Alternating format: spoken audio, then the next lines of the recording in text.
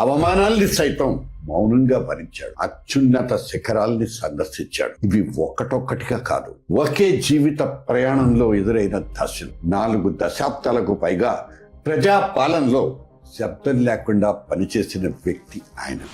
నా 4 దశాబ్దాల నిర్మాణాత్మకమైన మిత్రుడు ఎల్విఎస్ హృదయపూర్వకంగా ఆహ్వానిస్తున్నాను. నమస్తే సతీష్. అదే కొంచెం దూరంగా ఉన్నట్టుంది. నమస్తే అండి. విభజింపబడిన తర్వాత 2014 నుంచి 2018 వరకు మీరు చంద్రబాబు నాయుడు గారి హయాంలో పనిచేశారు. తర్వాత 2019లో జగన్మోహన్ రెడ్డి గారి దగ్గర చీఫ్ సెక్రటరీగా పనిచేశారు. ఈ ఇద్దరు ముఖ్యమంత్రుల్లో ఎవరి దగ్గర ఎక్కువ ఇబ్బంది పడ్డారు? జగన్మోహన్ రెడ్డి. అదే జగన్మోహన్ రెడ్డి గారు చాలా అవమానకరంగా ఎందుకు వ్యవహరించారు మీతోటి? స్పష్టమైన కారణం చెప్పొచ్చు కదా మీరు. రెవెన్యూ ఎలా పెంచాలి, జవాబుదారీతనాన్ని ఎలా తీసుకోవాలి, ఎవరికైనా నీరు రావట్లేదంటే ఎన్ని గంటల లోపల దాన్ని పరిష్కారం చేయాలి. జగన్మోహన్ రెడ్డి గారికి ఇదంతా కూడా అసలు అనవసరం అన్నట్టుగా మౌనం పెట్టారు. ర్యాంక్ బాటెడ్, భయానికి లోనవడం కానీ ఇలాంటి సిచ్యువేషన్స్ ఏమైనా ఉన్నాయా? ఈ లడ్డు వ్యవహారం కానీ పరకామణి వ్యవహారం కానీ మీరు గనక ఈవోగా ఉండుంటే ఏం చేసేవారు అని నేను అడుగుతున్నాను. కాబట్టి నేను మాత్రం ఒప్పుకునేవాడిని కాదు.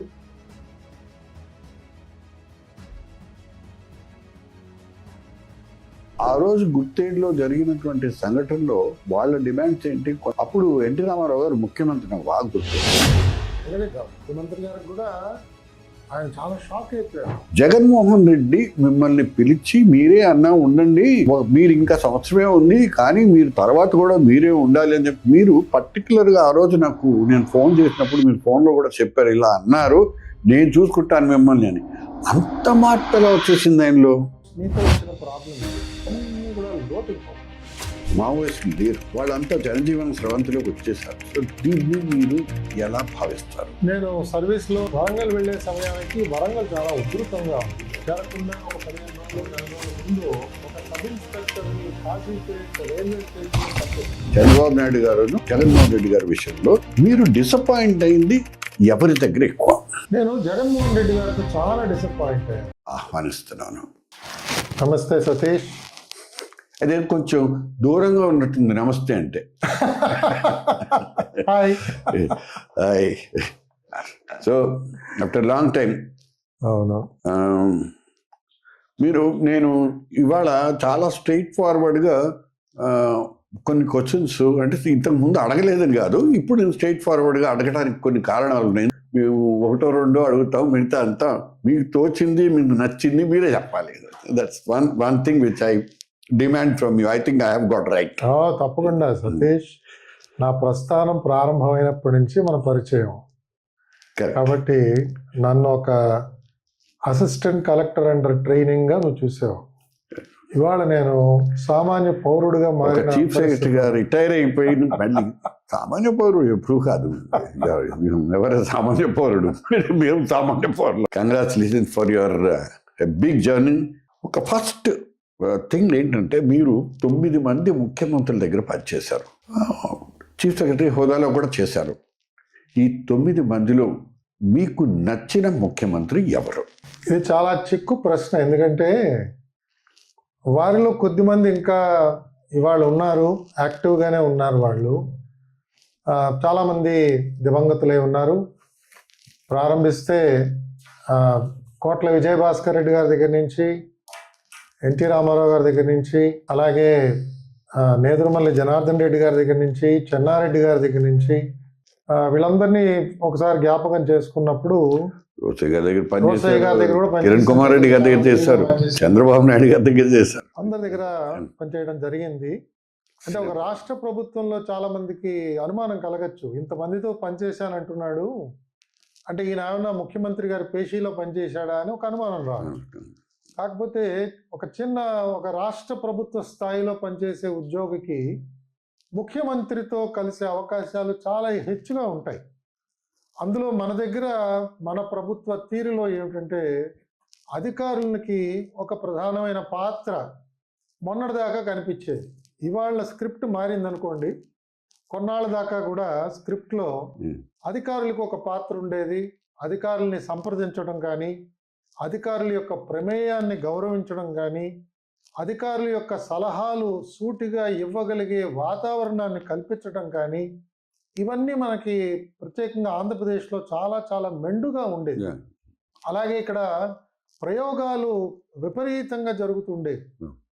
అది గిరిజన ప్రాంతంలో కావచ్చు, మన గ్రామీణ ప్రాంతంలో కావచ్చు, అలాగే వ్యక్తిగతంగా ఒక్కొక్క శాఖను తీసుకుంటే నేను పనిచేసిన హౌసింగ్లో కావచ్చు, స్పోర్ట్స్లో కావచ్చు, హైదరాబాద్ మెట్రో వాటర్ బోర్డ్ బాగా పరిచయం ఉంది.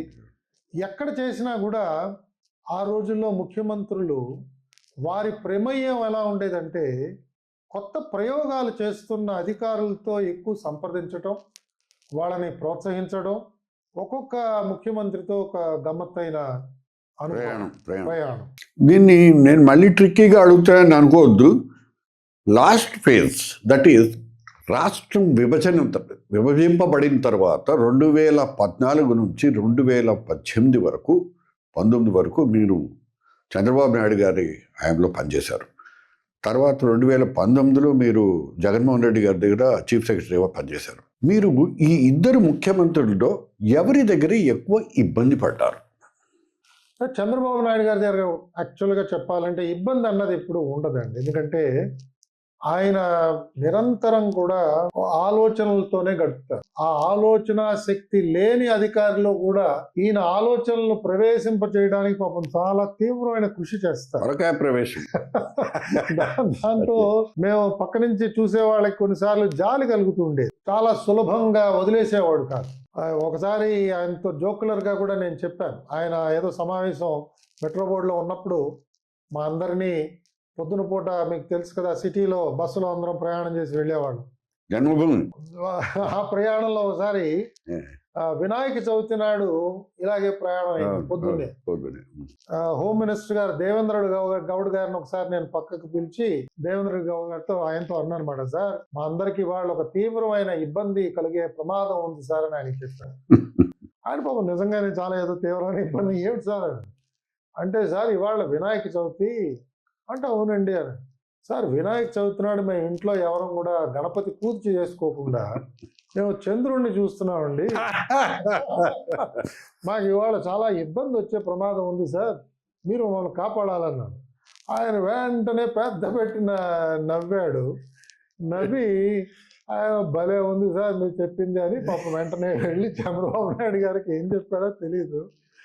చంద్రబాబు నాయుడు గారు వెంటనే అయితే పదండి అన్నాడు. మమ్మల్ని అందరినీ మళ్ళీ బస్సులో కూర్చోబెట్టాడు. బస్సులో కూర్చోబెట్టి ఆయన ఎదురుకుండా కూర్చుని రివ్యూ మొదలెట్టాడు. సరే అందరం కూర్చున్నాం. అప్పటికి వదలలేదైనా ఇంకా అంటే ఆయన పాపం ఆయన ఎజెండా అయింది. సో అప్పుడు ఎదురుకుండా నేను కూర్చుని ఉన్నాను, మాట్లాడుతున్నాడు. ఆయన అప్పుడు కొన్ని డిపార్ట్మెంట్స్లో ఇంప్రూవ్మెంట్ బాగానే కనిపిస్తోంది, కానీ దీనికి నేను ఎంత శ్రమ పడాల్సి వచ్చింది, ఎంత తోమితే ఈ విధమైన కొంత మార్పు వచ్చింది అని ఇదే పదాన్ని ఆయన వాడాడు. అదే వాడతారు. వాడంగానే నేను ఎదుర్కొన్నామండి సార్ అన్నాడు. ఏమిటన్నాడు, సార్ ఎక్కువ తోవకండి సార్ మేము అరిగిపోతాం సార్ అన్నాడు. అంటే చంద్రబాబు నాయుడు గారు వెంటనే ఆయన కూడా కొంచెం నవ్వును ఆపుకుని, ఇదే నీతో వచ్చిన ప్రాబ్లం సుబ్రహ్మణ్యం, నువ్వు సీరియస్గా తీసుకోవట్లేదు వర్క్.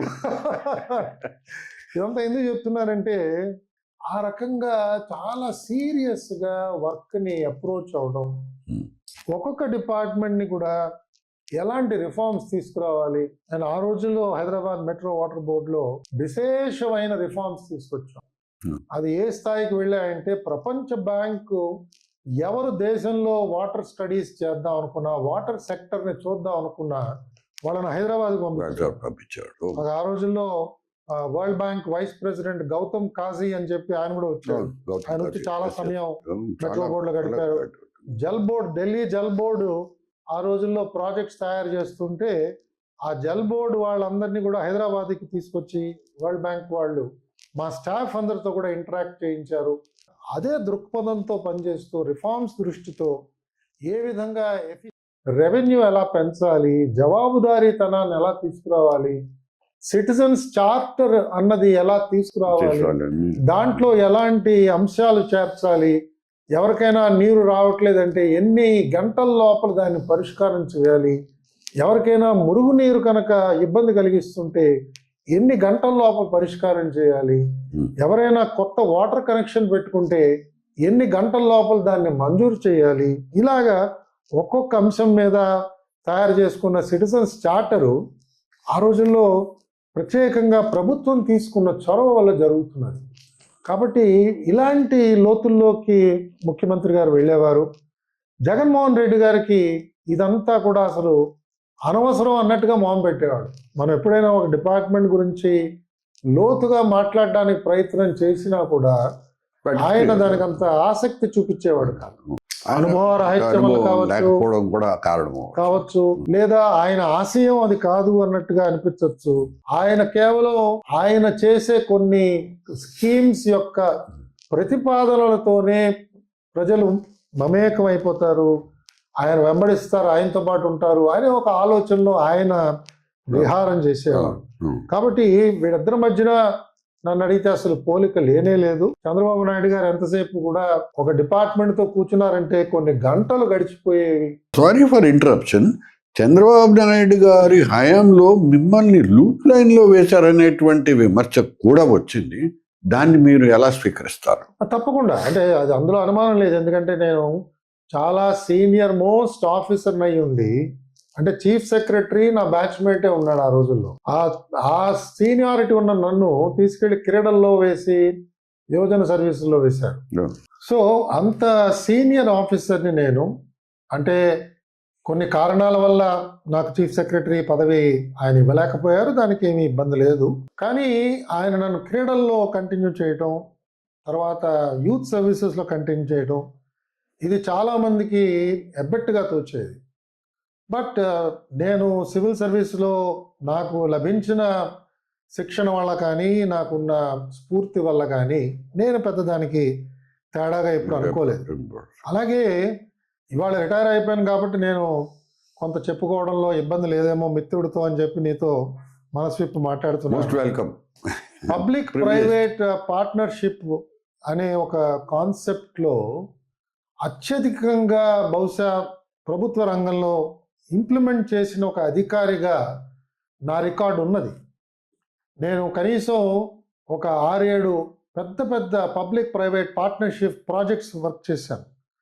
ఉదాహరణకి మెట్రో బోర్డులో పనిచేస్తున్నప్పుడే పెద్ద మేనేజ్మెంట్ కాంట్రాక్ట్స్ ఇచ్చాం. మా మెట్రో బోర్డులో ఉన్న పంపింగ్ స్టేషన్స్ మేనేజ్మెంట్ కావచ్చు, రిజర్వాయర్స్ కావచ్చు, వీటిలన్నిటిని కూడా పబ్లిక్ ప్రైవేట్ పార్ట్నర్షిప్తో చేశాం. తర్వాత స్పోర్ట్స్లో వచ్చినప్పుడు మన దేశంలో ఎక్కడా కూడా స్పోర్ట్స్ విలేజ్ ప్రైవేట్ సెక్టర్ పార్టిసిపేషన్తో చేయలేదు. Your biggest contribution is Gachibowli stadium. Gachibowli stadiums అనుకున్న సమయానికి పూర్తి చేశాం. అంతేకాకుండా స్పోర్ట్స్ విలేజ్ ఏదైతే క్రీడల సమయంలో క్రీడాకారులు వచ్చి నివసిస్తారో ఆ ప్రాంగణం ఇంతవరకు దేశంలో ఎక్కడా కూడా పీపీపీ మోడ్లో చేయలేదు. ఎక్కడ చేసినా కూడా ప్రభుత్వమే దాన్ని నిర్మాణం చేయటం, దాని తర్వాత ప్రభుత్వం ఆ స్థలాల్ని లేదా భవనాల్ని అమ్మడం జరిగింది. మనం అలా చేయలేదు. మనం కేవలం ఒక వారం రోజులు మాత్రమే దాన్ని వినియోగించుకుని దాని తర్వాత డెవలపర్కి ఇచ్చి ఆయన అమ్మకానికి ఆయన చేసుకోవాల్సిన డెవలప్మెంట్ ఆయన చేసుకున్నాడు. అలాగే దాని తర్వాత ఏపీ ఐఐఎస్సిలో కూడా ఇవాళ ఫార్మా సిటీ అని చెప్తున్న విశాఖపట్నంలో ఉన్న ఫార్మా సిటీ పబ్లిక్ ప్రైవేట్ పార్ట్నర్షిప్తో చేయడం జరిగింది. కాబట్టి ఈ రకంగా ఆలోచన చేస్తూ పోతే చాలా పబ్లిక్ ప్రైవేట్ పార్ట్నర్షిప్ ప్రోగ్రామ్స్ని వాటిని ఆలోచన చేయటం, అమలు చేసిన తర్వాత దాంట్లో ఎక్కడ కూడా చెడు రిమార్క్స్ ఎక్కడ రాలేదు. ఎవరు కూడా వీటిలో ఇలాంటి లోపాలు ఉన్నాయని ఇవాళ కూడా ఎవరు చూపించడానికి వీలు అవట్లేదు. HITEX for example, Hyderabad international convention centre, దాన్ని తయారు చేయడం, రూపకల్పన చేయడం, నిర్మాణానికి టెండరింగ్ చేయడం, అదంతా కూడా ఆ రోజుల్లో జరిగింది. కనీసం నా ఆలోచనలు కూడా స్వీకరించడానికి ఇష్టపడని భయం చేత తెలియదు, మరి ఏ కారణం ఉందో తెలియదు. బట్ రాష్ట్రానికి దానివల్ల నష్టం జరిగింది. ఒక జాయింట్ కలెక్టర్ స్థాయిలో ఉన్న అధికారిని తీసుకొచ్చి ఆ రోజుల్లో అమరావతి డెవలప్మెంట్ కోసం అని చెప్పి ఆయనకి ప్రాధాన్యత ఇవ్వడం, న్యాచురల్లీ ఆయన ఎదురవుతున్న సమస్యలు అన్నీ కాదు. మరి అది ఆలోచనతోనే చేశారా లేదా కొన్నిసార్లు పని ఒత్తిడిలో మన చుట్టూతో ఉన్న వాళ్ళు ఎవరున్నారా అని మనం గమనించాం. అలాంటి ఆలోచన ఏమనుందో నాకు తెలియదు. కానీ ఒక సీనియర్ మోస్ట్ ఆఫీసర్ని అలా పక్కన పెట్టడం అది తప్పకుండా అనేక మందికి తప్పుగానే తోచింది. కానీ సివిల్ సర్వీస్లో మనకి ఇవన్నీ జరిగేవే అనే ఉద్దేశంతో నేను ఎక్కడా పట్టించుకోకుండా నా ఉద్యోగాన్ని నేను చేసుకుంటూ పోయాను. ఇప్పుడు మీరు చీఫ్ సెక్రటరీ కాలేకపోయారు ఆయన హయాంలో, అదొక కారణం ఉంటుంది. తర్వాత మీరు జగన్మోహన్ రెడ్డి గారు రాగానే అంటే అప్పటికి మీరు ఎలక్షన్ కమిషన్ ద్వారా చీఫ్ సెక్రటరీగా ఉన్నారు. అప్పుడు జగన్మోహన్ రెడ్డి గారు గెలిచిన తర్వాత మిమ్మల్ని పిలిచి మిమ్మల్ని చీఫ్ సెక్రటరీగా ఉండమన్నారని మీరు రకరకాల సందర్భాల్లో చెప్తూ వచ్చారు. నేను అడిగేది ఏంటంటే, అదే జగన్మోహన్ రెడ్డి గారు చాలా అవమానకరంగా ఎందుకు వ్యవహరించారు మీతోటి అనేటువంటిది స్పష్టమైన కారణం చెప్పొచ్చు కదా. మీరు ఎందుకు మొహమాట పడుతున్నారు దాని గురించి? లేదు, మొహమాటం కాదు, నాకు తెలియదు కారణం ఏమిటో. ఎందుకంటే నేను 1 నవంబర్ 2019 నాడు స్టేట్ ఫార్మేషన్ డే ప్రక్రియని మళ్ళా పునఃప్రారంభించాం. ఎందుకంటే నా లాజిక్ ఏంటంటే, ఒక పిల్లాడు పుట్టిన తర్వాత ఒక తల్లి జన్మదినం మారదు. ఆంధ్రప్రదేశ్ రాష్ట్రానికి తెలంగాణ ఒక బిడ్డ లాంటి. తర్వాత బిడ్డ పుట్టాడు, తెలంగాణ అయింది. తెలంగాణ ఆవిర్భవించిన తర్వాత 1 నవంబర్ మా ఫార్మేషన్ డే కాదు అని అనుకోవడం నాకు ఎక్కడ నచ్చలేదు. నేను దాన్ని మెచ్చుకోలేదు. నేను జగన్మోహన్ రెడ్డి గారికి క్లియర్గా చెప్పాను, 1 నవంబర్ మన ఫార్మేషన్ డే అండి.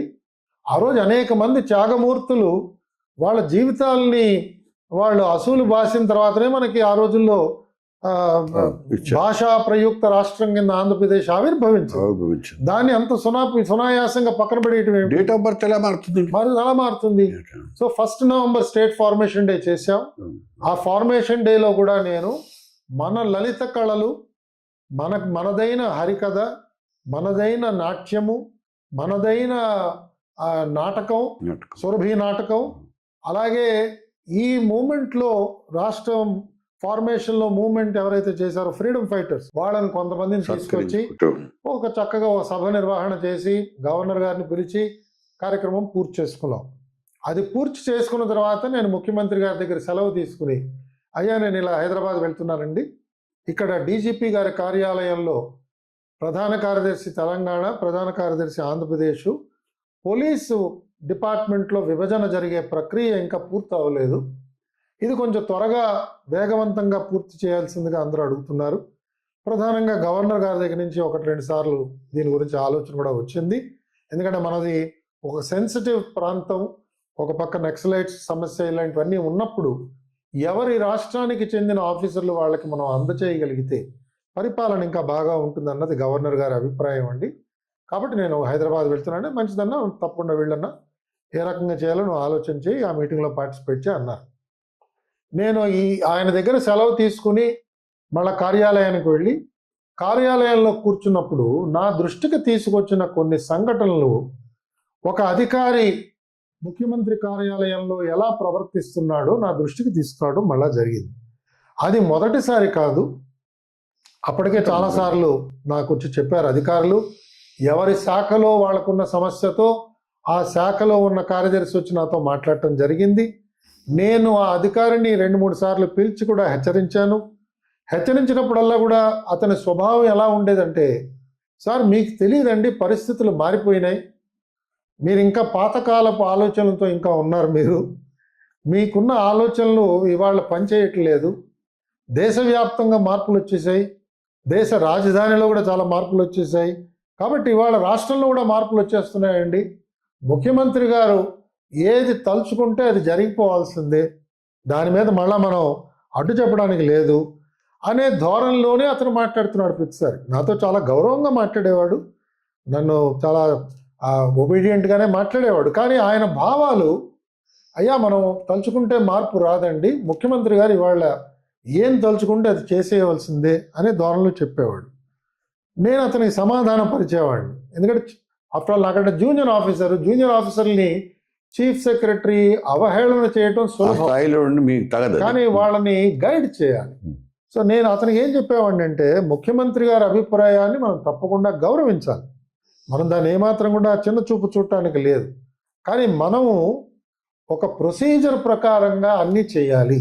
ఎందుకంటే మన చర్యల్ని పరీక్ష చేయడానికి న్యాయస్థానాలు ఉన్నాయి, వార్తాపత్రికలు ఉన్నాయి, సమాజం ఉంది, పౌర సమాజం, వాళ్ళందరూ కూడా మనం ఏ ప్రొసీజర్ ఫాలో అయ్యామన్నది చూస్తారు.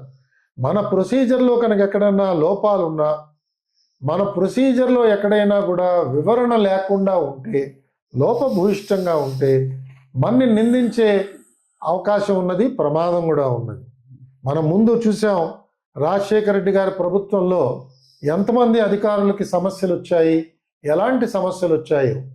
వాళ్ళలో చాలా మందికి కేసులు నిలవకపోవచ్చు, మీకు కూడా వచ్చింది, నాకు కూడా వచ్చింది. కాబట్టి మనం ప్రొసీజర్ని ఫాలో అవ్వాలి. ఆ ప్రొసీజర్ ఎందుకు ఫాలో అవుతున్నాం, ఫైల్స్లో జాగ్రత్తగా పొందుపరచాలి.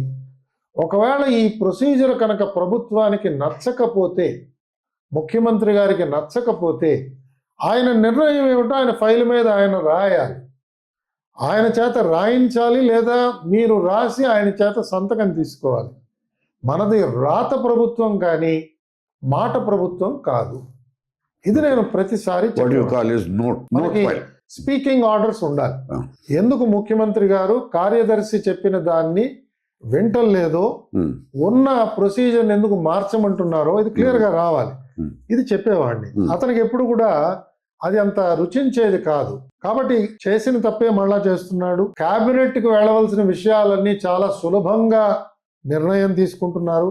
కేబినెట్ లో ప్రవేశపెట్టవలసిన కార్యదర్శుల్ని సమావేశానికి పిలిచి ముఖ్యమంత్రి దగ్గర ఇది చెయ్యాలి అంటున్నారు. కార్యదర్శులేమో దేర్ఫోర్ వాళ్ళు కేబినెట్ కి ఇవ్వవలసిన వివరాలతో ఇవ్వవలసిన నోట్స్ వాళ్ళు ఎవరు ఇవ్వటం లేదు.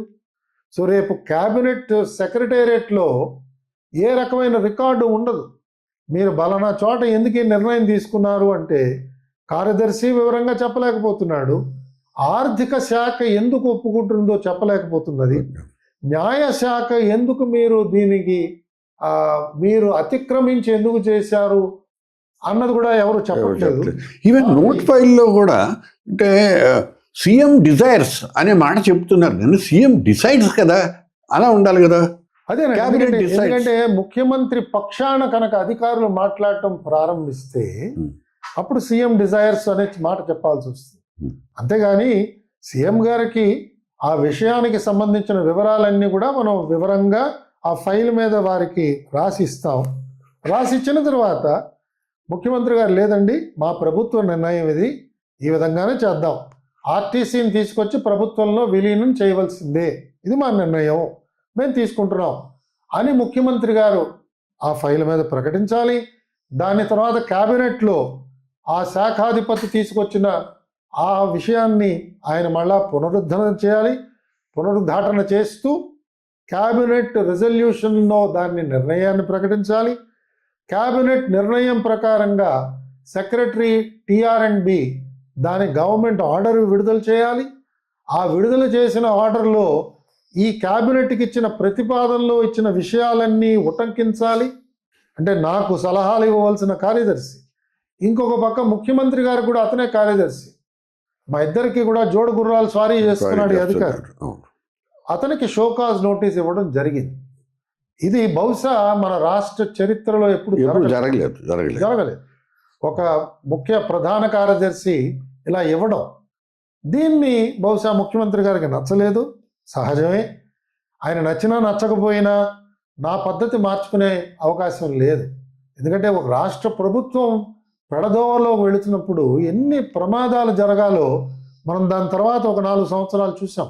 ఇప్పుడు అదే అధికారి తర్వాత చాలా రిగ్రెట్ఫుల్గా నేను తప్పు చేశాను అనే భావంతో ఈ మధ్య ఎక్కడో 2-3 చోట్ల కూడా చూశాను నేను, తప్పు జరిగింది నా వలన అనేటువంటి, మీ విషయంలో ఎల్వి సుబ్రహ్మణ్యం విషయంలో జరిగింది అనేటువంటి మాట పేరు చెప్పలేదు, కానీ జరిగింది అనే మాట అంతా ఒప్పుకున్నట్టే కదా.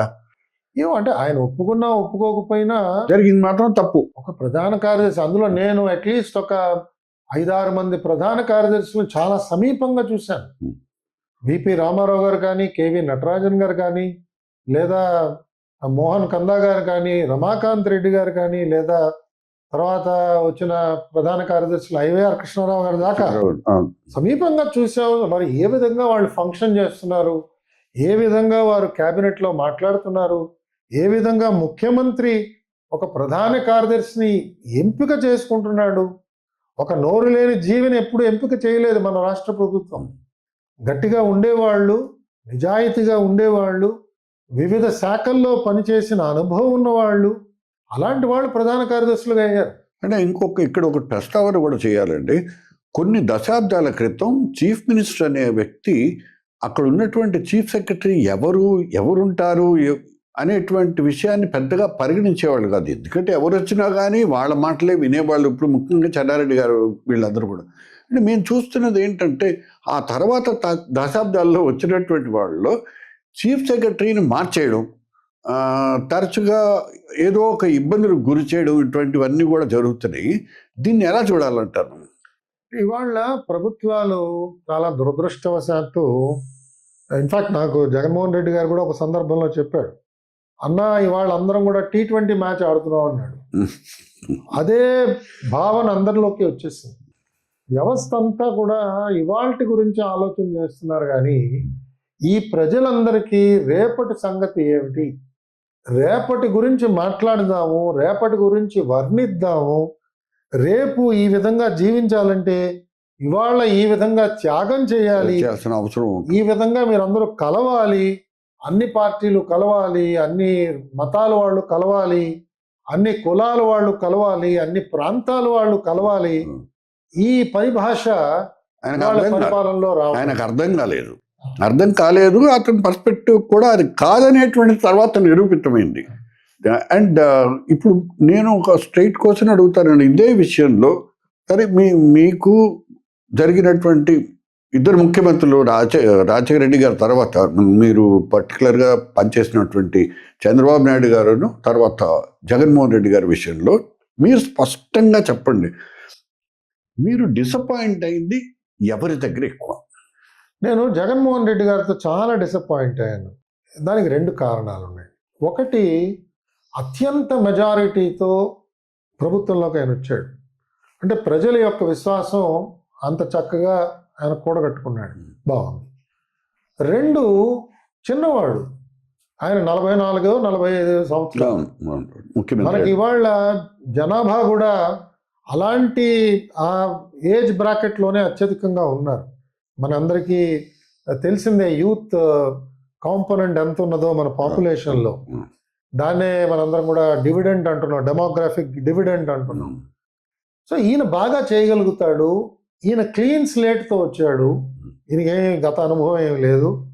సో నేను అనుకున్నట్టుగా కనుక ఈయన అన్ని విషయాలు జాగ్రత్తగా విని మాట్లాడి నలుగురితో సంప్రదించి పెద్దవాళ్ళందరి యొక్క సలహాలు తీసుకుని సమాజంలో అనుభవజ్ఞులందరినీ చేరదీస్తే రాష్ట్రానికి ఇంకా మంచి అభివృద్ధి వస్తుంది. ప్రత్యేకంగా విడిపోయిన తర్వాత ఆంధ్రప్రదేశ్ రాష్ట్రానికి అనేక సమస్యలు ఉన్నాయి. ఆ రాష్ట్రాన్ని అభివృద్ధి చేయడం అంటే సామాన్యమైంది కాదు.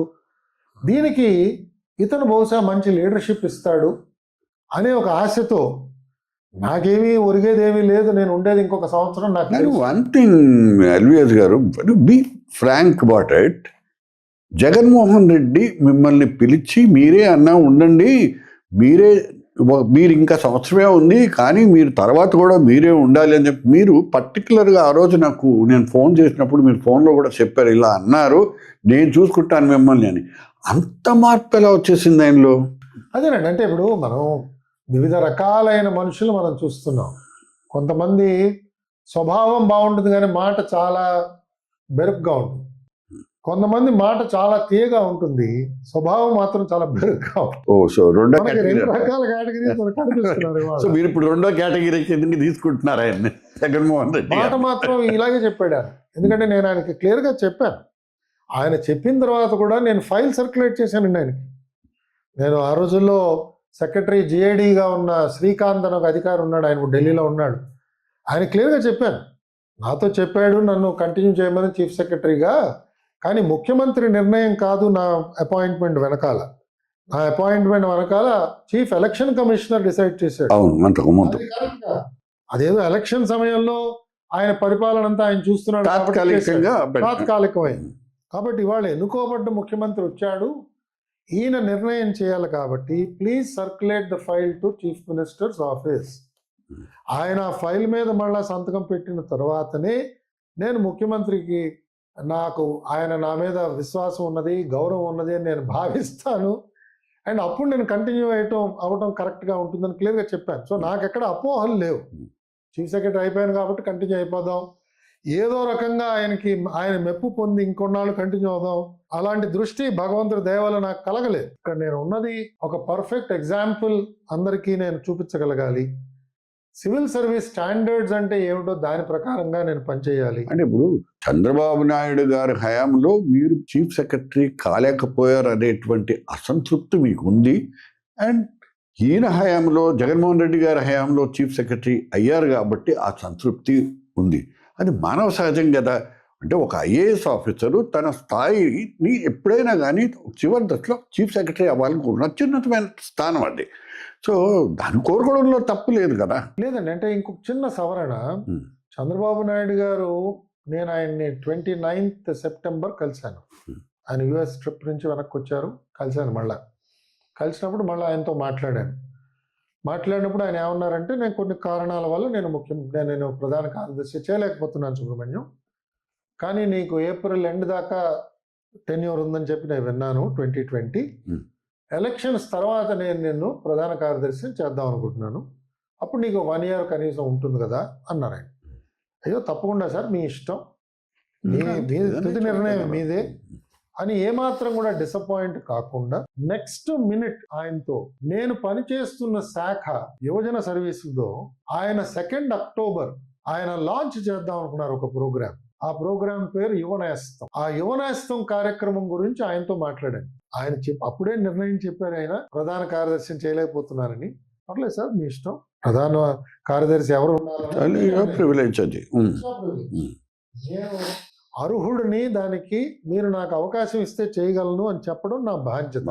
అది నేను వచ్చి మీకు చెప్పాను. మీరు నాకు అవకాశం ఇచ్చారు, చాలా సంతోషం. నన్ను చేయలేకపోవడం వల్ల మీకు ఆ కారణాలు ఏమిటో మీరు చెప్పారు, చాలా సంతోషం. దాన్ని పక్కన పెట్టేద్దాం. రేపు 2nd October గాంధీ జయంతి నాడు యువనేస్తం కార్యక్రమం మీరు లాంచ్ చేద్దాం అనుకుంటున్నారు. ఆ యువనేస్తం కార్యక్రమం గురించి నేను మా మంత్రి గారైన లోకేష్ గారితో, అలాగే వారికి సన్నిహితులైన సలహాదారుడైన రాము గారితో, వారిద్దరితో కూర్చుని పెద్దింటి, ఆ రోజుల్లో ఆయన PR చూసేవారు, ఆ ఇద్దరితో మాట్లాడానండి. మేము నిర్ణయానికి వచ్చింది, కార్యక్రమం ఈ విధంగా అనుకుంటున్నాం అని ఆయనకి చెప్పడానికి ప్రారంభించారు. ముఖ్యమంత్రి గారిలోని కొంచెం అసౌకర్యం నాకు కనిపించింది. ఆయన అన్నారు, పర్లేదు సుబ్రహ్మణ్యం, మీరు అంతా నిర్ణయం చేశారు కదా, దాని ప్రకారంగానే. అసౌకర్యం. ఆయన ఎప్పుడు కూడా వివరాలు స్వీకరించడానికి ఆయన ఎప్పుడు అసహనం ప్రకటించేవారు వింటారు, ఎప్పుడు లేదండి. నేను చూశాను, ఆయన హుద్ సైక్లోన్లో కూడా రాత్రి 12 గంటలకి విశాఖపట్నం జిల్లా కలెక్టర్ కార్యాలయంలో రివ్యూ అవుతున్నప్పుడు, అక్కడేవో చెట్లన్నీ పడిపోయినాయి కదండి, చెట్లన్నీ మనం జాగ్రత్తగా తొలగించి ఏపీ రయాన్స్ ఫ్యాక్టరీకి ఇస్తే బాగుంటుందని ఎవరో ఒక మంత్రి సలహా ఇచ్చాడు. ఆ రాత్రి పూట విశాఖపట్నంలో కూలిపోయిన చెట్లన్నీ చక్కగా జాగ్రత్తగా మనం వాళ్ళకి ఇస్తే పేపర్ ఫ్యాక్టరీ పనికొస్తుందని ఎవరో సజెషన్ ఇచ్చారు. ఆ సమయంలో కూడా ముఖ్యమంత్రి గారు పడిపోయిన చెట్లు ఏ రకమైన చెట్లు అని అడిగాడు అధికారుల్ని. అంటే ఇవి పేపర్ మ్యానుఫ్యాక్చరింగ్ లేదా? రాత్రి 12ంటికి అందరూ అలసిపోయి ఉన్నారు అధికారులందరూ. కొంతమంది అసలు అక్కడ కుర్చీలో కూర్చుని తూగుతున్నారు. ముఖ్యమంత్రి గారు మాత్రం, అంటే ఇది తెలియాలి అందరికీ, అందుకు చెప్తున్నానండి. అలాంటి దృష్టి అయింది. ఎప్పుడు కూడా ఆయన డీటెయిల్స్ ఇస్తే ప్రాక్టికల్ మనిషి, ఆయన వివరాలన్నీ తీసుకుని చూస్తుంటాడు, అనలైజ్ చేస్తుంటాడు కంటిన్యూస్గా మైండ్లో. కాబట్టి నేను వివరాలు చెప్తున్నాను కదా కార్యక్రమానికి, అసహనం కాదు, అసౌకర్యం. ఈ అధికారిని నేను ఇప్పుడే చెప్పాను, నేను ప్రధాన కార్యదర్శి చేయలేకపోయాను అని. అయినా కూడా ఈ అధికారి తన చేస్తున్న పనిని ఇంకా వివరాలతో నాకు చెప్తున్నాడు. ఏమిటి మనిషి, అసలు ఎలాంటి వాడు వీడు, ఏమిటి తన యొక్క మెంటల్ మేకప్ ఏమిటి అనే ఒక భావం కలగచ్చు ముఖ్యమంత్రి గారు. అక్కర్లేదు సుబ్రహ్మణ్యం, నువ్వు చెప్తున్నావు కదా, మీరు అందరూ మాట్లాడుకున్నారు కదా, దాని ప్రకారంగా చేసేయండి అన్నాడు. వెంటనే వాళ్ళ PS శ్రీనివాస్ని పిలిచి, శ్రీనివాస్, సుబ్రహ్మణ్యం గారు చెప్తారు 2nd October ప్రోగ్రాం గురించి, అవన్నీ నోట్ చేసుకోండి, దాని ప్రకారంగా చేసేద్దాం అన్నాడు. సో నాకు ఎక్కడ కూడా ఆయన చేయలేదు కదా అని నేను ఎక్కడ బాధ కలగలేదు. ఎందుకంటే ఆయనకున్న కారణాలు ఆయనకున్నాయి. అనేక మంది మన కాడర్లోనే చాలా ప్రతిభ ఉన్న ఆఫీసర్లు చీఫ్ సెక్రటరీలు కాలేదు, కాబట్టి అది అవకాశం రాలేదు అంతే. సో అదొక్కటే చిన్న సవరణ మీరు శ్రవణ గారు ఒక ఒక అసౌకర్యానికి ఫీల్ అయినటువంటి సందర్భం కూడా అయి ఉండొచ్చు. సో ఇక్కడ నాలాంటి వాళ్ళు పెద్ద అదృష్టాల్ని నమ్మరు కానీ, బట్ మీకు మీ సమర్థత ఉంది, ఆ రోజు లభించలేదు ఆ సమర్థతకి కావలసినటువంటి ఇది. బట్ ఎనీహౌ దట్స్ నక్సలైట్స్ గురించి చెప్పారు. తర్వాత మావోయిస్టులుగా వాళ్ళు మార్పు చెందారు. అటు మీద గుర్తేడు సంఘటన మీకు బాగా గుర్తుండే ఉంటుంది. దాదాపు 4 దశాబ్దాలు అవుతుంది. 40 ఏళ్ల కిందట ఆల్మోస్ట్ 87 అనుకుంటుంది. సో ఈ గుర్తేడు సంఘటన తర్వాత మీరు చాలాసార్లు కూడా అన్నారు, నాకు చాలా ఇన్స్పైర్ చేసేటువంటి అధికారి ఎస్ఆర్ శంకరన్ గారు అని చెప్పి. ఎస్ఆర్ శంకరన్ గారితో పాటు ఆ రోజు ఇంకొక 8 మంది ఐఏఎస్ ఆఫీసర్లని కూడా 3 రోజుల పాటు కిడ్నాప్ చేశారు. ఈ సంఘటనలో మీరు మిమ్మల్ని కిడ్నాప్ చేయకపోయినప్పటికీ కూడా మీరు ఆ విషయంలో చాలా యాక్టివ్గా పార్టిసిపేట్ చేసి ఆ సందర్భంలో చర్చలోకి వచ్చారు మీరు. ఈ సంఘటన గురించి నేను చెప్తున్నప్పుడు స్ట్రైట్ ఫార్వర్డ్గా ఇంకొక ప్రశ్న ఏంటంటే, దీనికి ఉప ప్రశ్న ఏంటంటే, ఇవాళ 40 ఏళ్ళ తర్వాత నక్సలైట్స్ లేరు, మావోయిస్టులు లేరు, వాళ్ళంతా జనజీవన స్రవంతిలోకి వచ్చేసారు. సో దీన్ని మీరు ఎలా భావిస్తారు? ఈ అనుభవం ఏంటి? నేను సర్వీస్లో చేరినప్పటి నుంచి కూడా నక్సలైట్ ప్రాబ్లం అన్నది బాగానే ఉంది. నేను శిక్షణ పొందింది నల్గొండ జిల్లాలో కొంచెం ఇంచుమించుగా ఉంది, కానీ అంత తీవ్రంగా ఆ రోజుల్లో లేదు. వరంగల్ దాని తర్వాత నేను సబ్ కలెక్టర్ కింద వరంగల్ వెళ్ళాను. వరంగల్ వెళ్ళే సమయానికి వరంగల్ చాలా ఉధృతంగా ఉన్నటువంటి, నేను చేరకుండా ఒక 15 రోజులు నెల రోజుల ముందు ఒక సబ్ ఇన్స్పెక్టర్ ని కాజీపేట్ రైల్వే స్టేషన్ లో చంపేశారు. అతను వాళ్ళ ఫ్యామిలీని సీ ఆఫ్ చేయడానికి వస్తే అక్కడ చంపేశారు. సో వరంగల్ అంతా చాలా టెన్స్ గా ఉండేది. ఇన్ఫ్యాక్ట్ నేను సర్వీస్లో చేరిన రోజు అక్కడ అదేది ఏటూ నాగరం దగ్గర ఒక ఇన్సిడెంట్ జరిగింది. కానిస్టేబుల్స్ని అటాక్ చేశారు నక్సలైట్స్. వాళ్ళ కానిస్టేబుల్స్ అందరూ గాయాల పాలయ్యారు. నేను కలెక్టర్ గారు అంటే ఐటీడీ ఏరియా, గోదావరి తీరం. నేను వరంగల్లో సర్వీస్లో చేరంగానే వెళ్ళి సిటీసీలు సంతకం పెట్టి కలెక్టర్ గారిని కలవడానికి వెళ్ళాను. కలెక్టర్ గారిని కలిసిన తర్వాత కలెక్టర్ గారు అన్నారు, నువ్వు వినే ఉంటావు కదా నక్సలైట్ సంఘటన ఒకటి జరిగింది అన్న. అంటే అవునండి విన్నానండి, ఇప్పుడే నా ముందున్న సబ్ కలెక్టర్ నాగార్జున గారి దగ్గర విన్నానండి. నువ్వు ఒకసారి వెళ్ళాలి, నువ్వు వెంటనే వెళ్ళి ఆ పోలీసులు ఎవరైతే ఇంజ్యూర్ అయ్యారో వాళ్ళని పరామర్శించి ఆ తర్వాత నువ్వు మీ ఆఫీస్కి వెళ్ళిపోవయ్యా పరకాల్లో అన్నా. సరే సార్ అని చెప్పి నేను వరంగల్ నుంచి బయలుదేరి, మనకి వరంగల్ నుంచి 110 కిలోమీటర్లు ఏటూరు నగరం. సో ఆ 110 కిలోమీటర్లు జీప్లో బయలుదేరి వెళ్ళాను. వెళ్ళిన తర్వాత అక్కడ పాపం వీళ్ళందరూ గాయాల పాలై ఉన్నారు పోలీసు వాళ్ళు. ఎందుకు వీళ్ళకి గాయాలైనాయి ఏమిటి అని కొంచెం ఆరా చేసి వాళ్ళకి కొన్ని పళ్ళు తీసుకెళ్ళి వాళ్ళకు కూడా ఇచ్చి మాట్లాడి వాళ్ళతో, దాని తర్వాత నేను పరకాలు నా కార్యాలయానికి వెళ్ళటం జరిగింది. నాకు మొట్టమొదట నక్సలైట్ సంఘటన అది. దాని తర్వాత చాలా సంఘటనలు జరిగాయి. కానీ ఆ రోజుల్లో నక్సలైట్స్ పాటించిన ఒక విధానం ఏమిటంటే, వాళ్ళు కేవలం పోలీసుల్నే వాళ్ళ శత్రువులుగా భావించేవారు. ఎక్కువ సార్లు వాళ్ళని హింసించేవారు కానీ చంపేవారు కాదు ఎక్కువగా. ఒకవేళ అటాక్ చేయవలసి వస్తే రిటాలియేషను పోలీసు వాళ్ళతోనే వాళ్ళకి ఎప్పుడు గొడవలు అవుతుండేవి. ఎప్పుడు రెవెన్యూ సిబ్బంది, డెవలప్మెంట్ సిబ్బంది వాళ్ళ జోలికి వచ్చేవాళ్ళు కాదు. నాకు జ్ఞాపకం, మా డ్రైవరు నేను ఒక 6 నెలల్లో 7 నెలల్లో ఐటీడీఏ పిఓ కింద కూడా అడిషనల్ ఛార్జ్లో ఉన్నాను, ప్రాజెక్ట్ ఆఫీసర్. ఆ ఐటీడీఏ ఛార్జ్లో ఉన్నప్పుడు మాకు ఒక డ్రైవర్ ఉండేవాడు. వాడి పేరు వెంకటయ్య కోయ. ఆ వెంకటయ్య జీపులో ఒకసారి నన్ను ఏదో కొన్ని గ్రామాలకు తీసుకెళ్ళి, ఆ ట్రిప్ అయిపోయిన తర్వాత హార్టికల్చర్ చూడటానికి వెళ్ళాను. మామిడి చెట్లు నాటడం కార్యక్రమాలంతా చూసి మళ్ళీ బయలుదేరి వెనక్కి వస్తున్నప్పుడు మెయిన్ రోడ్డు మీదకి వచ్చాం. కొంచెం దూరం వచ్చిన తర్వాత ఇతను చెప్పాడు మాట, నర్సయ్య ఏం చెప్పాడంటే నాకు, సార్ అన్నలు ఉన్నారు సార్ ఊర్లో అన్నాడు. ఓ అలాగా, అవును సార్ ఊళ్ళో ఉన్నారు, వాళ్ళందరూ వచ్చారు, అడిగారు వాళ్ళు ఎవరున్నారు ఊళ్ళో అంటే సబ్ కలెక్టర్ వచ్చాడు అన్నారు, వాళ్ళు ఇంకో పక్కకు వెళ్ళి కూర్చున్నారండి, మీరంతా ఇన్స్పెక్షన్ అయ్యేంత వరకు వాళ్ళు బయటకు రాలేదు, అక్కడ మూల కూర్చున్నారు, మీరు వచ్చేసిన తర్వాత బహుశా వాళ్ళ గ్రామంలోకి వచ్చారు వాళ్ళు అని చెప్పాడు. సో ఆ రోజుల్లో ఇది చాలా తరచూ జరుగుతుండేది. ఏ గ్రామానికి వెళ్ళినా ఒకవేళ అన్నలు వచ్చారంటే వాళ్ళ అధికారుల మీద ఎక్కడ పడేవాళ్ళు కాదు. బహుశా అధికారి ఎలాంటి వాడు, అతని గుణగణాలు ఏమిటి, ఇవన్నీ చూసేవాళ్ళేమో అని నేను అనుకుంటున్నాను. వాడు పోలీసులే శత్రువులుగా భావించేవారు. కొన్నాళ్ళు పోయిన తర్వాత అలా జరగలేదు. గుర్తేడు ఇన్సిడెంట్తో ఈ మార్పు మనకి కొంత కనిపించింది. అధికారులని తీసుకెళ్ళటం. అందులో ఎలాంటి అధికారులు?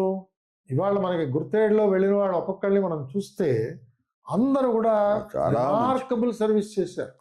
ఎస్ఆర్ శంకరన్ గారు, ఎంవిపిసి శాస్త్రి గారు, మనోహర్ ప్రసాద్ గారు, తర్వాత విజయ్ కుమార్ గారు, ఆర్ సుబ్రహ్మణ్యం గారు, పుష్ప సుబ్రహ్మణ్యం, తర్వాత రాధా, మా బ్యాచ్మేట్ రాధా నొకతను, వీళ్ళందరూ, విజయ్ కుమార్ అంటే పెండేగంటి వెంకట సుబ్బయ్య గారు వాళ్ళ మా బ్యాచ్మేట్, వీళ్ళందరినీ కిడ్నాప్ చేశారు. వీళ్ళందరూ కూడా నిత్యం గిరిజనులకి ఎలా చేయాలి, ఎలాంటి స్కీమ్స్ పట్టురావాలి, అటువంటి ఆలోచన విధానంతో ఉన్నటువంటి ఎవరిని కూడా మనం వేలెత్తి చూపించడానికి అవకాశం లేదు. నేను కూడా ఇన్ఫాక్ట్ ఆ రోజు గుర్తేడు వెళ్ళవలసిన వాడిని.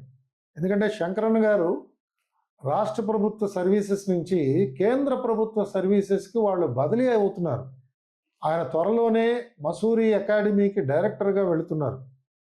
ఆయన మసూరి అకాడమీకి తీసుకోవడానికి కేంద్ర ప్రభుత్వం మొగ్గు చూపించింది.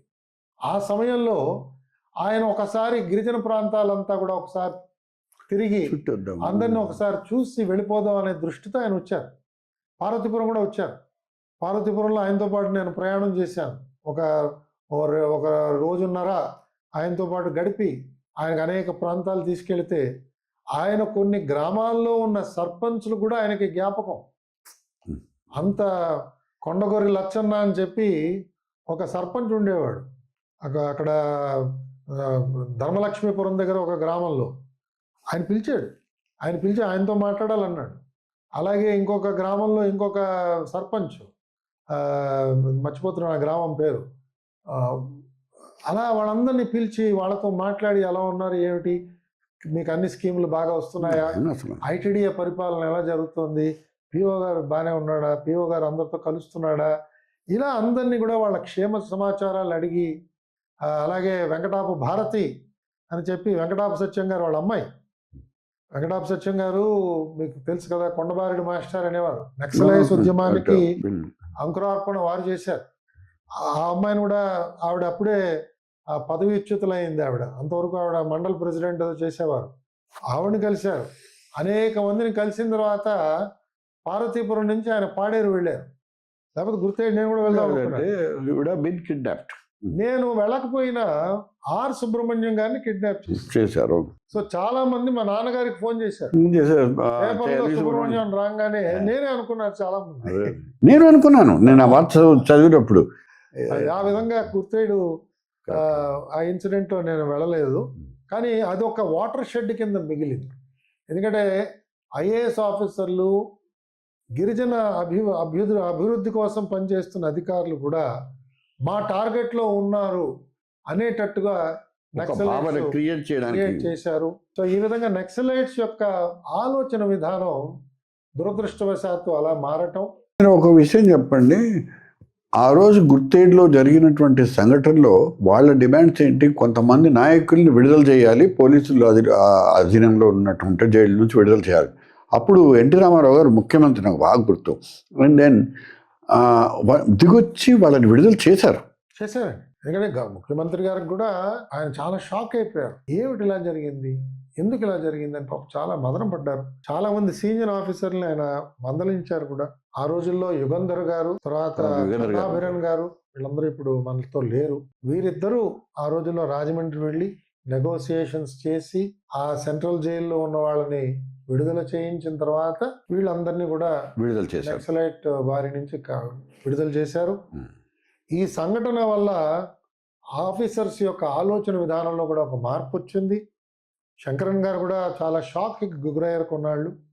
ఆయన కేంద్ర ప్రభుత్వం కొన్నాళ్ళు వెళ్ళటానికి ఆయన సుముఖంగా లేరు ఆ రోజుల్లో.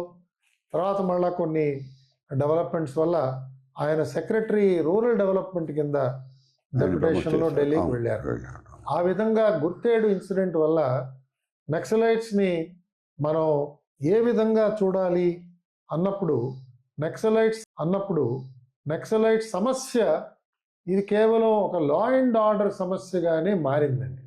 అంతవరకు కూడా ఇదొక సాంఘిక సమస్యగా, వెనకబాటుతనంతో ఉన్న గిరిజనుల యొక్క అభివృద్ధి ప్రభుత్వం ఆశించినంతగా చేయటం లేదు కాబట్టి కొంత సామాజిక చైతన్యంతో జరుగుతున్న ఒక ప్రజా ఉద్యమంగా భావించినది ఆ గుర్తేడు ఇన్సిడెంట్ తర్వాత ఇదొక లా అండ్ ఆర్డర్ సమస్య, వీళ్ళని మనం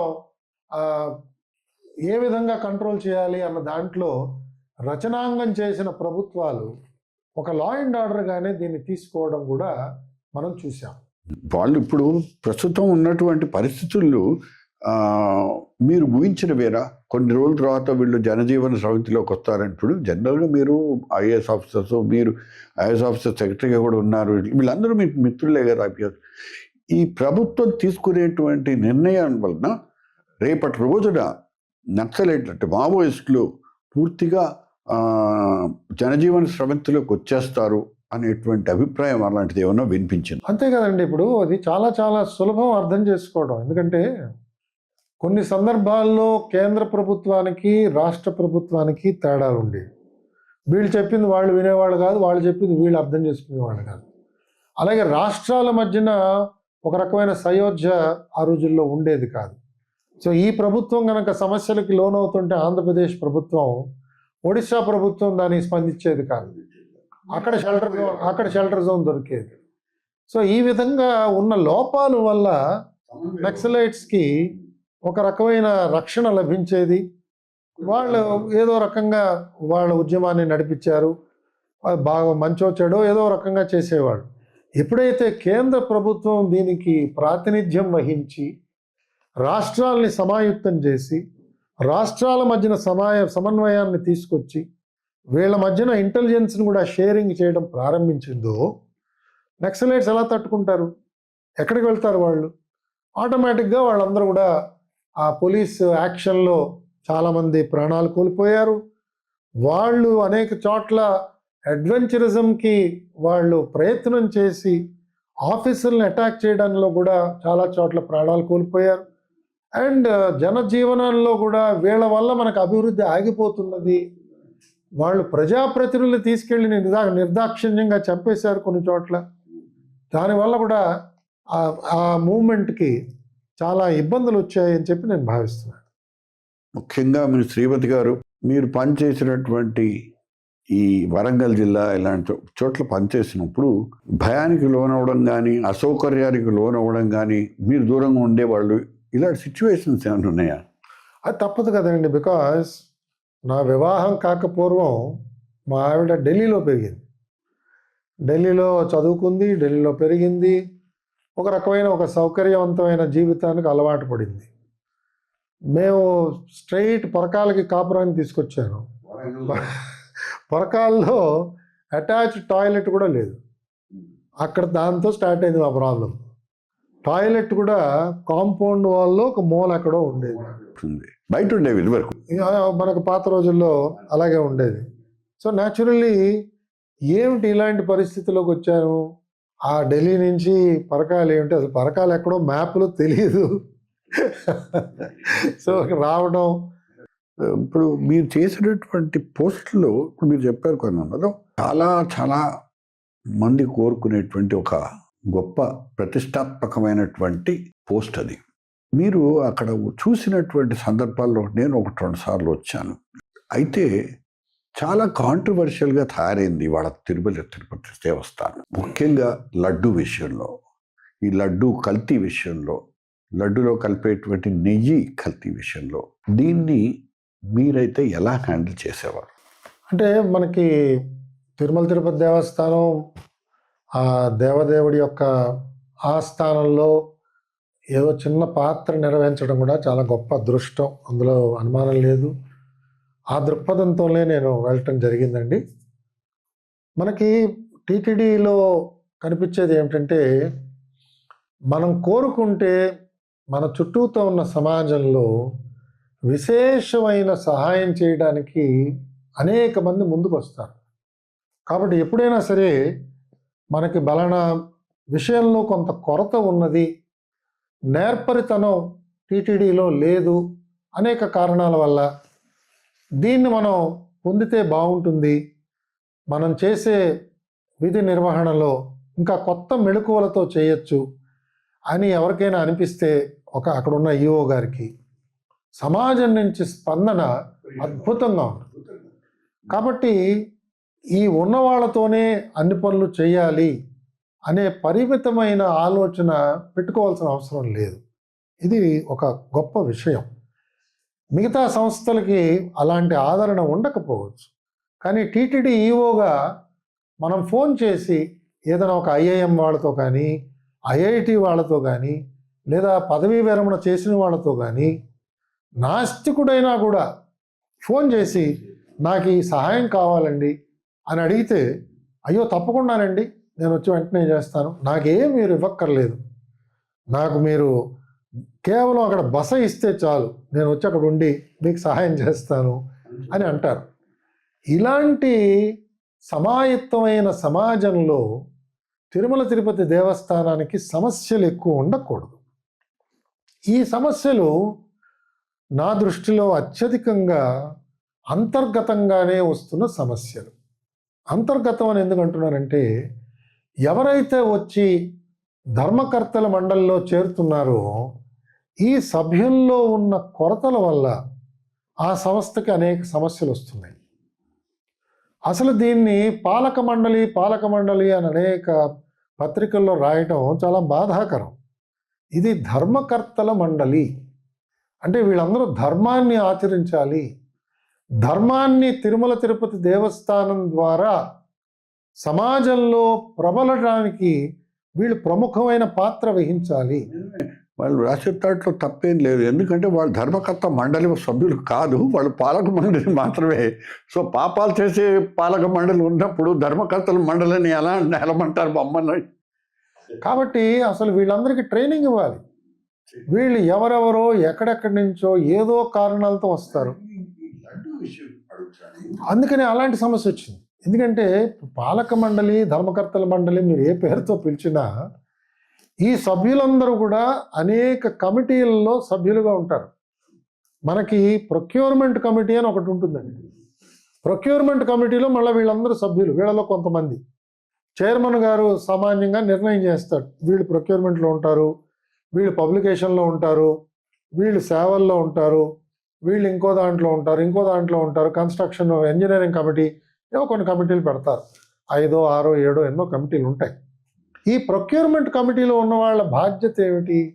వీళ్ళు జాగ్రత్తగా ఏ విషయాలు ప్రొక్యూర్ చేస్తున్నాం, ప్రొక్యూర్మెంట్ స్టాండర్డ్స్ ఏమిటి, ఆ నాణ్యత ఎలా కాపాడాలి, దీంట్లో కేంద్ర ప్రభుత్వంలో ఉన్న విజిలెన్స్ కమిషనర్ వాళ్ళు ఇస్తున్న ఆదేశాలు ఎలాంటివి, రాష్ట్ర ప్రభుత్వం ఇస్తున్న ఆదేశాలు ఎలాంటివి, వీటికి అనుగుణంగా తిరుమల తిరుపతి దేవస్థానం వాళ్ళు ఎలా దీన్ని తయారు చేసుకోవాలి, నిబంధనలు, ఈ నిబంధనలు ఇంకా కఠినంగా చేయాలా, సులభంగా చేయాలా, సరళీకృతం చేయాలా, ఇవన్నీ ప్రొక్యూర్మెంట్ కమిటీ వాళ్ళు ప్రధానంగా చేస్తారు. ఈ ప్రొక్యూర్మెంట్ కమిటీ చేసిన నిర్ణయాలు మళ్ళా బోర్డుకు వస్తాయి. బోర్డులో మళ్ళీ చైర్మన్ గారు, ఈఓ గారు, 2 జేఈఓలు, సీనియర్ అధికారులు అందరూ కూర్చుని వీటిని జాగ్రత్తగా పరిశీలన చేసి నిర్ణయం తీసుకుంటారు. కాబట్టి లోపభూయిష్టమైన టెండరింగ్ జరిగింది అంటే దాని పూర్వపరాలు కూడా తప్పకుండా మనం ఇవాళ చూడవలసిన బాధ్యత ఉన్నది. ఎందుకంటే ఆ పూర్వపరాలు చూడకుండా కేవలం ఆ సంఘటన మాత్రమే చూస్తే తప్పకుండా సంఘటన దాంట్లో చాలా దోషులు ఉన్నారు, వాళ్ళని శిక్షించాలి. కానీ వాళ్ళకి అవకాశం ఎవరిచ్చారు, ఎవరు దానికి వెసులుబాటు కలిగించారు, అది కూడా ఇవాళ ఎవరైతే సిట్ కింద సిట్ అని చెప్పేదో వేశారు సుప్రీంకోర్టు ఆదేశాలతో, వాళ్ళు దాని అంతా లోతుగా చూడాలి. చూసి ఇది మళ్ళా పునరావృతం కాకుండా ఎలాంటి నిర్ణయాలు తీసుకోవాలి. కొన్ని కోట్ల మంది భక్తులు, అనేక మంది భక్తులు ప్రతిరోజు స్వామివారి కళ్యాణం టీవీలో చూసి హారతి తీసుకున్న తర్వాతే భోజనం చేస్తారు. అనేక మంది శనివారాలు ఉపోషణ ఉంటారు. అనేక మంది దేవాలయాల్లోకి వచ్చే ముందు కాలినడకన మెట్లెక్కొస్తారు. ఒక్కొక్కళ్ళ భక్తి మనం చూస్తుంటే మనం ఇలాంటి పరిపాలన అందించామంటే ఆ ప్రభుత్వంలో ఉన్నవాళ్ళు, ఆ సోకాల్డ్ ఆ ధర్మకర్త మండలిలో ఉన్నవాళ్ళు, లేదా పాలక మండలిలో ఉన్నవాళ్ళు మీరు చెప్తున్నట్టు వాళ్ళందరూ కూడా జవాబుదారీగా ఉండాలి. కాబట్టి ఇవి లేకపోవడం వల్ల ఒక పెద్ద తప్పిదం మనకు కనిపించింది ఈ లడ్డూ వ్యవహారం. లడ్డూలో ప్రధానంగా వాడవలసింది నెయ్యి, ఆవు నెయ్యి. మరి ఆవు నెయ్యి ప్రొక్యూర్మెంట్ ఎలా చేస్తున్నారు? ఇంతకు ముందు జరుగుతున్న ప్రొక్యూర్మెంట్ను ఎందుకు వీళ్ళు సడలించారు? ఇంతకు ముందు 250 కోట్లు కనీసం వాళ్ళకి టర్నోవర్ ఉండాలన్న చోట దాన్ని 150 కోట్ల కింద ఎందుకు మార్చారు? ఇంతకుముందు 3 సంవత్సరాల కనీసం వాళ్ళు ఈ వ్యాపారం చేస్తూ ఉండాలి అనే నిబంధనని మార్చి 1 సంవత్సరం అని చెప్పి ఎందుకు మార్చారు? ఇలాగ అన్నీ ఎందుకు సడలించారు? దేనికైనా కారణం ఉండాలి. ప్రభుత్వంలో కానీ తిరుమల తిరుపతి దేవస్థానంలో కానీ మనం పెట్టుకున్న వ్యవస్థలో కనుక మార్పు తీసుకొస్తే, నాలాంటి అధికారి ఈ మార్పుకి కారణం ఇది, ఈ పరిస్థితులు ఉన్నాయి కాబట్టి మార్పు చేస్తున్నాము అని ఎక్కడైనా తన అనుభవాన్ని జాగ్రత్తగా గమనించి రాశాడా? ఇవన్నీ సిట్టు బయట పెట్టాలి. బయట పెడితే అప్పుడు భక్తులకి నమ్మకం ఉంటుంది. ఈ ప్రభుత్వం ఇవాళ చంద్రబాబు నాయుడు గారి యొక్క నాయకత్వంలో ఉన్న ప్రభుత్వం కానీ, బిఆర్ నాయుడు గారి ఆధ్వర్యంలో నడుస్తున్న ధర్మకర్తల మండలి కానీ ఇలాంటి తప్పులు ఇంకా జరగదు అనే నమ్మకాన్ని మనకి ఇస్తున్నారు. లేకపోతే వాళ్ళు భక్తులే, నేను భక్తుడినే. వాళ్ళని ప్రశ్నించే హక్కు నాకున్నది. కాబట్టి నేను ఇవాళ వాళ్ళని పబ్లిక్గా మీ ద్వారా నేను వాళ్ళని అడుగుతున్నది ఏమిటంటే, జరిగిన దాన్ని మీరు పసిగట్టారు, శిక్షించడానికి చర్యలన్నీ తీసుకుంటున్నారు, చాలా సంతోషం.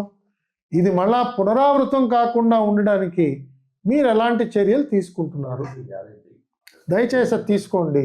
అప్పుడు భక్తులందరూ కూడా తిరుమల తిరుపతి దేవస్థానం మీద అపారమైన భక్తితో పాటు నడుపుతున్న వాళ్ళ మీద గౌరవం కూడా వాళ్ళందరికీ మిగులుతుంది. ఇప్పుడు ఈ పరకామణి చోరీ కేసు విషయంలో కూడా ఈ విశ్వాసాలు సడలిపోయి చాలా అపఖ్యాతిని తీసుకొచ్చాయి అనేటువంటిది. దీనికి ప్రధానమైనటువంటి కారణం కూడా మళ్ళీ ఇదే ప్రభుత్వ ధోరణి, లేకపోతే అన్నట్టుగా పాలక మండలి వ్యవహార శైలి. అంటే ఇప్పుడు మనం వేసే అధికారులు, తిరుమల తిరుపతి దేవస్థానానికి పంపించేవాళ్ళు, వాళ్ళకి ఈ సాంప్రదాయాలు అర్థమవుతున్నాయా? ఈ భాష అర్థమవుతున్నదా? ఈ లోటుపాట్లన్నీ చూడటానికి వాళ్ళకి సహన శక్తి ఉన్నదా లేదా? ఇవన్నీ కొన్ని చూసుకోవాలి జాగ్రత్తగా. ఎందుకంటే ఎవడైనా సరిపోతాడు అనే ధోరణితో మనం ఎవరిని పడితే వాడిని అక్కడికి పంపించామంటే చాలా సమస్యలు వస్తాయి. మనం ఇంకొక పక్క వాదించవచ్చు, వాడికి ప్రాప్తం ఉందండి అందుకు వాడికి ఆ పోస్ట్ వచ్చిందని మనం వాదించవచ్చు, అందులో తప్పేం లేదు. కాకపోతే ప్రాప్తం వచ్చి అలాంటి పోస్టులో వెళ్ళిన వాడు ఇలాంటి ప్రవర్తనా శైలి ఉన్నదా లేదా అన్నది ఎవరో ఒకళ్ళు చూడాలి. రాష్ట్ర ప్రభుత్వంలో ఉన్న ఆ ఎండోమెంట్స్ మంత్రి గారైనా చూడాలి, లేదా ముఖ్యమంత్రి గారైనా చూడాలి, లేదా ప్రధాన కార్యదర్శి అయినా చూడాలి, ఎవరో ఒకళ్ళు చూడాలి. ఎవరూ కూడా పట్టించుకోకుండా వాడిని ఆ రకంగా అచ్చోసిన ఆంబోతులాగా వాడిని అక్కడ వదిలేస్తే ఇష్టం వచ్చినట్టుగా వాళ్ళు చేయటం, ఇష్టం వచ్చినట్టుగా మాట్లాడటం, భక్తుల యొక్క మనోభావాలు దెబ్బతీయటం, అక్కడ సిబ్బందిని అందరినీ భయపెట్టడం, వాళ్ళెవరు కూడా మాట్లాడకుండా చేయటం, ఇవి కొన్నిసార్లు మనకి అలాంటి దృష్టాంతాలు చాలా ఉన్నాయి. ఇవన్నీ మాట్లాడటం ఏమాత్రం కూడా సబబు కాదు కాబట్టి నేను చెప్పట్లేదు. అలా చేయకూడదు. అది ఒక ప్రత్యేకమైన కేంద్రం, భక్తి భావంతోనే అక్కడ ఉండాలి.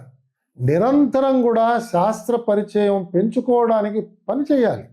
అనేక మంది పండితులు ఉన్నారు, వాళ్ళని ఎప్పటికప్పుడు మనం సమీపించి వాళ్ళు అడుగుతుంటే వాళ్ళు ఆ శాస్త్రాన్ని విడమర్చి మనకి చెప్తారు, ఆగమాన్ని మనకి విడమర్చి చెప్తారు, వైఖానసం అంటే ఏమిటో మనకి తెలియజేస్తారు, ఉత్సవాలు ఎలా నిర్వహించాలో వాళ్ళు చెప్తారు, ఎలాంటి నిబంధనలు అధికారి పాటించాలో వాళ్ళు చెప్తారు. ఇవన్నీ మనం పాటించకుండా కేవలం ఏదో బ్రేక్ దర్శనాలు ఇవ్వడానికి ఒక అవకాశం వచ్చింది, సమాజంలో ఉన్న పెద్దవాళ్ళు ప్రధానమంత్రులు, ముఖ్యమంత్రులు, రాష్ట్రపతులు వస్తే వాళ్ళతో ఫోటోలు దిగడానికి అవకాశంగా ఉంది, నేను తలుచుకుంటే ఎవరికైనా దర్శనం ఇవ్వచ్చు అనే భావంతో మనం పోతే చాలా చాలా అపచారాలు జరిగే ప్రమాదం ఉన్నది. అలాంటి అపచారాలు జరిగాయి, అది మనకి తెలుస్తోంది. తప్పకుండా ఇవాళ వాళ్ళలో కొంతమందికి చాలా తీవ్రమైన విమర్శలకి వాళ్ళు ఇవాళ గురయ్యారు, నిందలకి గురయ్యారు. అవి జరగకుండా చూసుకోవాలి. ఒక అధికారి అక్కడికి వెళ్ళిన తర్వాత తను సేవాభావంతో చేయాలి. స్వామివారి యొక్క ఆశీస్సులు జీవితాంతం తనతో ఉండేటట్టుగా చేయగలిగితే తనకి తన కుటుంబానికి కూడా చాలా మేలు చేస్తుంది. ఆ దృష్టితో నేను మాట్లాడాను. సో ఇప్పుడు మీరు గనక ఉండుంటే ఏం చేసేవారు అని నేను అడుగుతున్నాను. మీరు గనక ఈవోగా ఉండుంటే ఈ లడ్డు వ్యవహారం కానీ పరకామణి వ్యవహారం కానీ సూటిగా చెప్పండి. సతీష్, నీతో వచ్చిన ప్రాబ్లం ఇదే. ఎందుకంటే నువ్వు అన్నీ కూడా లోతుకు పోతావు. నువ్వు నాకు పంపించిన మెసేజ్ కూడా అలాగే ఉంది. నేనా ఒక శపథం తీసుకున్నా, ఎప్పుడు అబద్ధం ఆడను అని. దాంతో నేను మొట్టమొదటిసారిగా మీకు ఒక విషయం చెప్పాలి. ఏమిటంటే, ఎప్పుడైతే ముఖ్యమంత్రి చంద్రబాబు నాయుడు గారు నన్ను ప్రధాన కార్యదర్శి చేయలేకపోతున్నాను, తర్వాత నేను చేస్తానయ్యా అని ఎప్పుడైతే అన్నారో, నేను ఊరికనే ఉండకుండా నేను వెంటనే ఆయనకు ఒక విషయం చెప్పాను. ఆయనకి ఏం చెప్పానంటే, వేరే ఉద్దేశంతో కాదు, నిజం చెప్పడానికి మాత్రమే చెప్తున్నాను ఇదంతా. ఆయనకి ఏం చెప్పానంటే, నేను సార్, నన్ను మీరు చీఫ్ సెక్రటరీ చేయకపోతే మీకు చెడ్డ పేరు వచ్చే ప్రమాదం ఉన్నది. నేను చాలా పాపులర్ ఫెలో మా కాడర్లో, అనేక కారణాల వల్ల. నేను ఎవరిని కూడా ఇంతవరకు ఎవరికి హామ్ చేయలేదండి. అసోసియేషన్లో చాలా యాక్టివ్గా ఉన్నాను. అందరిలో కూడా నలుగురు నోట్లో నాలికలాగా ఉండేవాడిని. నన్ను మీరు చీఫ్ సెక్రటరీ చేయట్లేదంటే చాలామంది తప్పు పట్టే ప్రమాదం ఉన్నది. మీకు అలాంటి చెడ్డ పేరు రాకుండా ఉండడానికి నాకు ఒక ఉపాయం ఉన్నదండి. మీరు అనుమతిస్తే మీకు ఆ ఉపాయం చెప్తాను. ఇలాగే చెప్పాను. ఆయన ఏం చెప్పన్నాడు అంటే, నన్ను మీరు కనుక ఈఓ టీటీడీగా పోస్ట్ చేసేస్తే నేను టీటీడీకి వెళ్ళిపోతానండి. నేను టీటీడీలో పనిచేస్తాను. ఒకవేళ మీరు అన్నట్టుగా మీరు ఎలక్షన్లో తిరిగి వచ్చి మే నెలలో కనుక నన్ను మళ్ళా ప్రధాన కార్యదర్శి చేద్దాం అనుకుంటే మీకు అనిపిస్తే నన్ను పిలవచ్చు. లేదు, నేను ఏప్రిల్ 2020 దాకా ఈఓ టీటీడీగా పనిచేసి అక్కడే పదవీ విరమణ చేసేస్తాను. నాకు స్వామివారి సేవ అంటే చాలా ఇష్టం. ఆయన అనుగ్రహం వల్ల నాకు కొంచెం మంచి పేరే వచ్చింది ఆ క్షేత్రంలో పనిచేయడం వల్ల. సో నేను మళ్ళా వెళ్ళి ఆ క్షేత్రంలో పనిచేసుకుంటానండి. దాని తర్వాత నేను మీ ఇష్టం అని ఇదే వర్గంగా చెప్పాను. ఆయన ఒక నిమిషం తెల్లబోయాడు. ఇలాంటి మాట నా దగ్గర నుంచి రాగానే ఆయన తెల్లబోయాడు. నా వంక అలా చూసి యూడెంట్ ఎక్స్పెక్ట్. నా వంక చూసి, మరి అక్కడ ఉన్న అధికారి ఈ మధ్యన వచ్చాడేమో కదా అన్నాడు. అంటే అప్పుడు నేను అన్నాను, అలా కాదు సార్, ఆయన వచ్చేప్పుడే సంవత్సరంన్నర ఎంతో అయింది సుమారుగా. దానికే ఉందండి, మీరు ఆయన ఇంకెక్కడైనా మీరు అకామిడేట్ చేయొచ్చు, బట్ ఈ సమస్య నుంచి గట్టెక్కచ్చు అన్నట్టుగా చెప్పాను. సరే, మంచి సుబ్రహ్మణ్యం, నేను ఆలోచన చేసి I will get back to you అన్నాడు ఆయన. మంచిది సార్ అన్నాను. దాని తర్వాత ఇందాక చెప్పినట్టుగా నేను యువనేస్తం కార్యక్రమం గురించి అదంతా మాట్లాడి వెళ్ళిపోయాను. సో టీటీడీకి నేను కనుక ఒకవేళ ఆయన అనుకున్నట్టుగా నన్ను ఆయన అప్పుడు పంపించుంటే ఈ ప్రొక్యూర్మెంట్ గొడవలు నేను ఎదుర్కొనేవాడిని అయ్యి ఉండేవాడిని. ఎందుకంటే అప్పుడే కొత్త గవర్నమెంట్ వచ్చింది. కొత్త గవర్నమెంట్ వచ్చిన తర్వాత న్యాచురల్లీ నేను టీటీడీలో ఉండుంటే ఎలక్షన్ కమిషన్ కూడా నన్ను సీఎస్గా చేసి ఉండేది కాదేమో. ఎందుకంటే నేను ఇక్కడ లేను కదా, ఇంకెవరినో చేసి ఉండేవాళ్ళేమో. ఆ ఇంకొకళ్ళు ఎవరినైతే చేశారో బహుశా జగన్మోహన్ రెడ్డి గారికి ఈయన కూడా మంచివాళ్ళని తీసుకొచ్చారని నన్ను డిస్టర్బ్ చేయకుండా టీటీడీలో వదిలేసి ఉండేవాడు.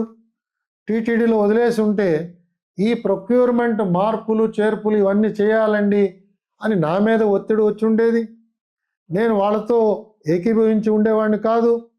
సో చీఫ్ సెక్రటరీగా వైదొలిగిన వాడిని ఈఓగా వైదొలగవలసి వచ్చి ఉండేదేమో తెలియదు. సో ఇలాగా ఈ విధంగా ఆ సంఘటన జరుగుండేది. ప్రపంచానికి అంతా కూడా తెలిసి ఉండేది. వీళ్ళు సడలిద్దాం అనుకుంటున్న టెండర్ కండిషన్స్కి అక్కడ ఉన్న ఈఓ గారు సుముఖంగా లేడు కాబట్టి ఈ విధంగా బదిలీ అయింది, ఎందుకు టెండర్ కండిషన్స్ మారుస్తున్నారు అనేది ఒక పెద్ద పెట్టున చర్చ కింద మారి ఉండేదేమో. ఇవాళ మీరు అడిగిన ప్రశ్నకి ఇంత కథ జరిగి ఉండేదేమో తెలియదు. కాబట్టి నేను మాత్రం ఒప్పుకునేవాడిని కాదు. ఎందుకంటే అంతకు పూర్వం కూడా టీటీడీలో ఉన్నప్పుడు అనేక సందర్భాల్లో మార్పులు చేర్పుల గురించి చర్చలు జరుగుతుండేవి. కానీ ఎప్పటికప్పుడు చెప్పవలసిన విషయాల్ని గట్టిగా చెప్పే ప్రవృత్తి ఉన్నవాడిని కాబట్టి అప్పట్లో మా అధ్యక్షులు బాపిరాజు గారు కూడా కొన్నిసార్లు ఆయనకి నా మాటతో ఆయన ఏకీభవించకపోయినా కూడా నలుగురు ముందు కూడా ఆయన ఎప్పుడు అగౌరవపరిచేవాడు కాదు. ఆయన చాలా జాగ్రత్తగా స్పందించేవారు. నేను చెప్పిన దాంట్లో ఎంత వివేకం ఉన్నదో తూకం వేసి జాగ్రత్తగా చూసేవారు. ఒకవేళ ఆయన ఇబ్బంది కలిగితే మాత్రం మీటింగ్లో చెప్పేవారు, ఏమంటే మీరు చెప్తున్న దాంతో నాకు ఇబ్బంది కలుగుతున్నది, నన్ను మీరు ఇబ్బంది పెడుతున్నారు అని అనేవాడు మాత్రం. అంతేగాని నన్ను ఏమో ఇన్సల్ట్ చేయడం కానీ అలాంటిది ఏమీ ఆయన చేసేవారు కాదు. కానీ పరిస్థితులు మారాయి. తర్వాత వచ్చిన చైర్మన్ మనం చూస్తున్నాం, వారి హయాంలో టెండర్ కండిషన్స్ అన్ని మార్చడం, ఈ విధంగా లోపాలు ఉన్నాయని చెప్పి కొంతమంది అధికారులు ఆయనకి చెప్పినట్టుగా కూడా మనం వార్తాపత్రికలో చదువుతున్నాం. ఎంతవరకు నిజమో కాదో మనకి తెలియదు, ఇంకా ఎంక్వైరీ జరుగుతున్నది. కాబట్టి ఒకవేళ ముఖ్యమంత్రి గారు కనుక నా సూచనని స్వీకరించి సహృదయంతో కనుక నన్ను ఈవోగా పంపించుంటే బహుశా ఈ సంఘటన జరిగి ఉండేది కాదేమో. స్వామివారి సంకల్పం ఉంటుంది. సో చాలా అద్భుతమైన మాటలు చెప్పారు ఇవాళ. నాకు మీకు చేసిన ఇంటర్వ్యూస్ అన్నిట్లోకి ఇవాళ నాకు చాలా తృప్తిగా అనిపించింది ఏంటంటే, you have taken lot of time to explain different phases of your career life. చాలా సంతోషం. అండ్ ఇంకేమైనా చెప్పాలనుకుంటే ఎప్పుడు చెప్పాలన్నా కానీ ఇది మన స్టూడియో, నాకు ఏ నిబంధనలు వర్తించవు కాబట్టి మీరు ఎప్పుడైనా రావచ్చు. అండ్ దెన్ మీ మనసు జర్నలిస్ట్ డైరీతో పంచుకోవచ్చు. Thank you. Thank you sir. Me Satish Babu.